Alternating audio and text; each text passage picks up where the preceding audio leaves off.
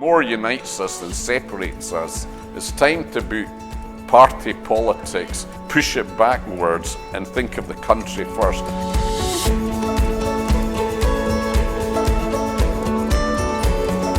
I'm Simon Pia, I'm a journalist. I went over to the dark side, as they call it, when I became media advisor to the Labour leader at Holyrood. I worked for Iain Gray, but first Wendy Alexander before that. And since then I've been working as a lecturer teaching journalism, but also freelancing, writing and commentating on TV and radio about politics, and it's been a busy time, and now as though we're heading towards Indy 2. I was quite conflicted. I was never really a hardcore unionist. I'd always believed in Scottish Home Rule, and a lot of people in the Labour Party share these views, support the idea of Home Rule. And I believe that's where Labour had to go. I also had looked in, when I worked at Holyrood, into the idea of an independent Scottish Labour Party. 1997, Labour won the general election. In September that year, we had a referendum and set the ball rolling for devolution. So that was the sort of background to my politics, and I must be quite honest, I actually let my Labour Party membership lapse with the Iraq War, and I was never a great fan of New Labour, and I thought the Iraq War, and I wrote about it at the time, I thought that was a catastrophic mistake. Something I don't think Labour's ever really recovered from. I think it's disingenuous of Patrick to say that no means out and yes means in, when actually the opposite is true. I actually voted no with a heavy heart on 2014, because the thing that bothered me was the idea that I was denying Scotland the opportunity to make a progressive step forward. I didn't feel that they were honest enough with the Scottish public as the problems that lie ahead, the challenges, if you want to put it like that, that face Scotland. There were potential problems in the early days, and they didn't approach that in an honest enough fashion, and they tried to portray it too much as sort of we were stepping forward into the land of milk and honey. And I think most people who support independence know it's not going to be like that. And I think if they had been more honest in their approach, it might have convinced more people. But I did accept the SNP argument about the social union would continue, and it's wrong to compare the SNP to most nationalist movements that are in the EU at this moment, which tend to be right of centre. And I would accept that the SNP can be called a centre-left party. In our history as our Independence Day! And the game changer was the Brexit vote. And a thing that had always bothered me, and I think you could make an economic argument to a certain extent against independence in 2014, the democratic deficit had always bothered me, and that was, just Brexit shattered that. No deal is better than a bad deal. We have to be prepared to walk out. So you are prepared to walk away from the European Union with no deal? No deal is better than a bad deal. And especially because such a strong part of the 2014 argument had been you'd be ripping Scotland out of the EU as well as out of the United Kingdom. And that's all been turned on its head completely. Is whether you want to break and sever every link. And I say, let's keep our UK pension, let's keep our UK pound, let's keep our UK passport, let's keep our UK welfare state. And I was surprised myself at how depressed I was by the Brexit vote.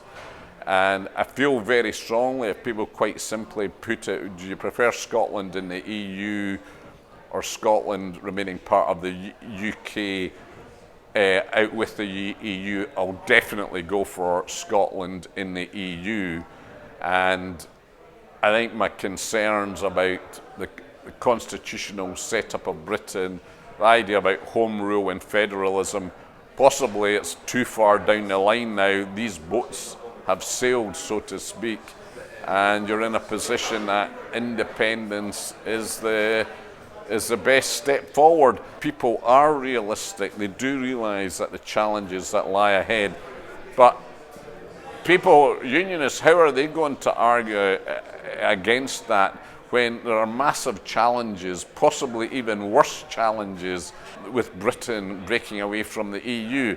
And I've spoken to people who work in Brussels, and no matter using that favourite word whenever referendums come up is scaremongering, I've spoken to people who work in Brussels, and they have said the EU would look very positively towards Scotland joining up to the EU or not even seceding from the EU if the referendum came along before the Brexit negotiations were finished. And I think that's going to be a real problem for Theresa May when she's conducting these negotiations. At the same time, she is having to handle a growing campaign for independence in Scotland. Is she going to spend the next 2 years and 100% of her time campaigning for Scotland to leave the UK at the expense of governing? You have Labour and the SNP at each other's throats, and who wins out of this situation, what has existed for the last 30 years? The only people who can possibly benefit from it are the Tories, because there's so much common ground. You look at the actual policies of the Labour Party, the SNP, the Lib Dems and the Greens. There is a hell of a lot of common ground there. And the difference in policies, you could argue, like Labour on tax is more progressive and left than the SNP, but the SNP on universalism, like free tuition, which I support, free prescriptions, etc., even their minimum price on alcohol, these were progressive measures as well. And there is this common ground, and yet the two parties are stuck in this situation that they can never say anything good about each other. It's almost a knee-jerk response. And why I particularly despair about it is I thought Labour made a huge mistake in the Better Together campaign. It's been really harmful to the Labour Party, but it's really harmful to Scotland and Scottish politics. And I would also say to people in the SNP, they have got to bury the hatchet. And independence won't be achieved, I believe, if that politically sectarian warfare continues. So the Yes movement have got to woo Labour supporters, and I believe there are potentially a lot of Labour supporters, because if you remember, 500,000 people still voted for Labour in 2016, and if you get a sizable amount of that group coming towards voting for independence, you've crossed the line. I say to the SNP, now is not the time. The ground at the moment is looking quite positive, because what happens with the Brexit negotiations and what unravels at Westminster, because I think the Theresa May government could possibly exceed the Thatcher government in alienating the Scottish public. But as long as Scottish Labour set themselves against another referendum and set themselves against Scottish independence, they're digging themselves in a deeper and deeper hole they're disappearing down into. And as I said, I do despair at times about the future for Scottish Labour.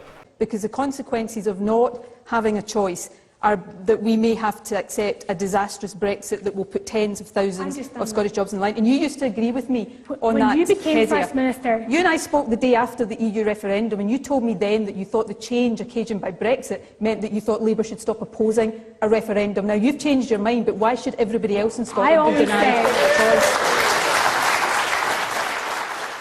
One idea that I think politicians should really seriously consider, particularly the Scottish Government, and when I spoke about being magnanimous and reaching out to people, I think Nicola Sturgeon should open up the possibility of forming a grand coalition and inviting Labour, but not just Labour, the Lib Dems and Greens into her cabinet.